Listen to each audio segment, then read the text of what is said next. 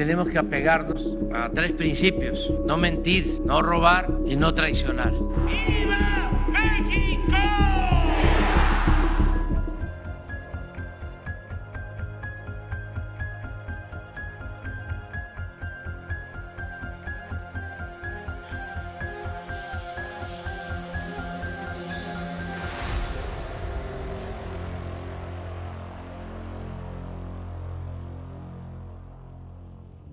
¿Sabías que tú, sí tú, que probablemente naciste después del año 2000, está pagando una deuda que no pediste, no votaste, y mucho menos sabías que existía?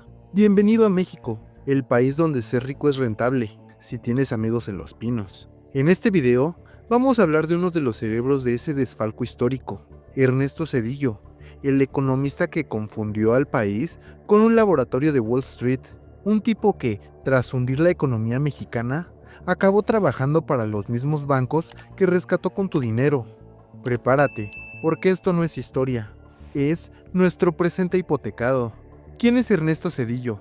Ernesto Zedillo Ponce de León, nacido el 27 de diciembre de 1951, es un economista formado en el Instituto Tecnológico Autónomo de México.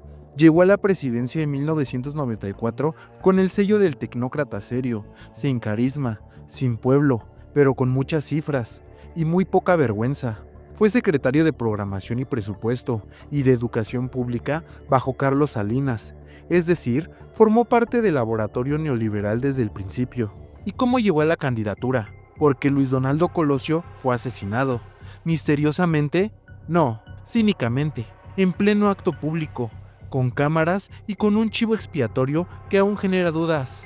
¿Y quién se sacrificó para cubrir el vacío? Zedillo, el amigo de Salinas, el economista de Yale, el obediente del capital. Casualidades que solo pasan en el PRI. Zedillo tomó protesta como presidente el 1 de diciembre de 1994. 19 días después vino el apocalipsis financiero, la mayor devaluación del peso mexicano en décadas. El peso pasó de 3.45 a más de 7.20 por dólar en semanas, una caída de más del 100%. La bolsa mexicana se desplomó un 70%, la inflación rebasó el 52% y más de 1 millón de pequeñas y medianas empresas quebraron. El Producto Interno Bruto mexicano cayó 6.2% en 1995. El desempleo se disparó, la pobreza se extendió como plaga y la clase media fue una especie en extinción. ¿Y qué hizo Zedillo? Llamó a Washington, activó la maquinaria del Fondo Monetario Internacional y firmó un rescate que no te rescató a ti. Aquí llega el plato fuerte, el FOBAPROA, el Fondo Bancario de Protección al Ahorro, creado originalmente para proteger los ahorros de la gente. Fue transformado por Zedillo en el mayor robo legalizado de la historia moderna en México. Cuando estalló la crisis, los bancos privados estaban quebrados por sus propios fraudes, malas prácticas y préstamos incobrables. ¿Y qué hizo Zedillo? Nacionalizó sus deudas, así como lo oyes, los bancos quebraron y tú pagaste la cuenta. En 1998, el FOBAPROA se convirtió en deuda pública, gracias al voto del PRI y el PAN. ¿Cuánto costó el rescate? 552,000 millones de pesos en ese momento, con intereses acumulados hasta la fecha de más de 1.7 billones de pesos. Pagaremos hasta el año 2042. Cada año, el gobierno mexicano destina entre 30,000 y 50,000 millones de pesos solo para pagar intereses. ¿Y a quiénes se rescató? A bancos como Banamex, Bancomer, Vital, Serfín y al empresario multimillonario Ricardo Salinas Pliego, quien usó el FOBAPROA para consolidar su imperio, mientras tú o tus padres perdían su casa, su empleo o sus ahorros. Los grandes empresarios eran salvados con tus impuestos. ¿Y sabes lo peor? Ni un solo banquero pisó la cárcel. Zedillo no solo dejó un país endeudado, lo dejó ensangrentado. Durante su gobierno ocurrieron algunas de las masacres más atroces de la historia reciente. La masacre de Aguas Blancas en 1995, donde 17 campesinos fueron asesinados por la policía en Guerrero. La matanza de Acteal en 1997, donde 45 indígenas, en su mayoría mujeres y niños, fueron masacrados mientras oraban en una iglesia en Chiapas. La masacre del Charco en 1998, donde el ejército disparó contra indígenas en una asamblea. La matanza del Bosque en 1998, donde la sangre volvió a derramarse en las comunidades indígenas. Organismos internacionales como la ONU y Amnistía Internacional calificaron estos actos como crímenes de lesa humanidad. Y en México, nada, silencio, complicidad. Y mientras eso pasaba, Zedillo usaba el ejército para contener al Ejército Zapatista de Liberación Nacional, militarizando comunidades, financiando paramilitares y promoviendo una guerra de baja intensidad al estilo CIA. Zedillo fue también un privatizador en serie. En su sexenio se privatizaron los ferrocarriles nacionales, eliminando el servicio de pasajeros. El beneficiario, Kansas City Southern, que ahora controla gran parte de las vías férreas de México. ¿Quién está en su consejo directivo hoy? Sí, Ernesto Zedillo. Se hablaba también de perdones fiscales a su familia e incluso nexos de sus hermanos con un cártel de los Amezcua Contreras, líderes del narcotráfico de metanfetaminas en los años 90. Según reportes de la DEA, esos vínculos fueron ignorados por el gobierno mexicano y los medios, claro, fueron silenciosos cómplices. Televisa, TV Azteca y varios diarios recibieron jugosos contratos de publicidad y beneficios fiscales mientras el pueblo sufría. Los grandes medios callaban. ¿Y qué hizo Zedillo tras dejar la presidencia? Se fue a Yale, donde dirige un centro de estudios sobre la globalización. Forma parte del consejo de Citigroup, uno de los bancos que más se benefició del Fobaproa. El tipo que dijo que era necesario rescatar a los bancos ahora trabaja con y para ellos. ¿Coincidencia? No lo creo, más bien recompensa.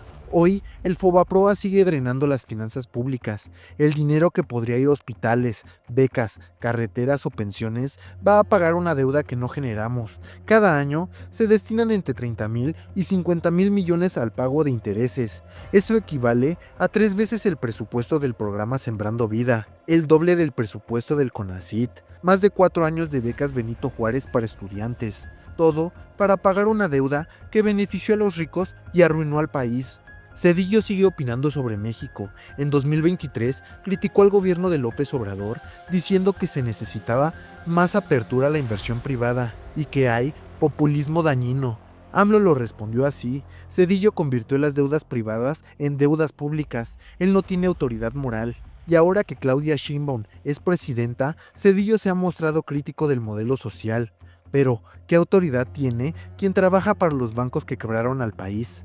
Ernesto Zedillo fue el último presidente del PRI hegemónico y dejó un legado de deuda, violencia, entrega y cinismo.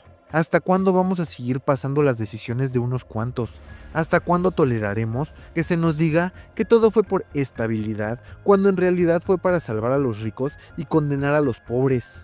Comparte este video, suscríbete y comenta si crees que Zedillo merece un juicio histórico o como siempre lo vamos a olvidar. Zedillo no fue solo un presidente más, fue el arquitecto de una traición histórica. Su legado no es crecimiento ni estabilidad, es deuda eterna, privatización de la patria, represión a los pueblos y obediencia al capital. No fue un error, fue un plan: salvar a los ricos, cargarle la cuenta al pueblo y salir del país para sentarse en los consejos de las mismas empresas que rescató. Lo peor es que todavía hay quien lo llama estadista. Dicen que el pueblo que no conoce su historia está condenado a repetirla. Y en México parece que nos encanta tropezar con la misma piedra. Pero esta piedra viste de traje, estudió en Yale y sonríe mientras te endeuda hasta los huesos. Ernesto Zedillo no fue un accidente, fue un síntoma. Un síntoma del México que dejó de creer en la justicia y empezó a obedecer al mercado. Del país que entregó su soberanía a cambio de estabilidad ficticia, que se endeudó por generaciones para proteger a un puñado de banqueros y empresarios corruptos, del país donde asesinaron al candidato incómodo y premiaron al tecnócrata obediente.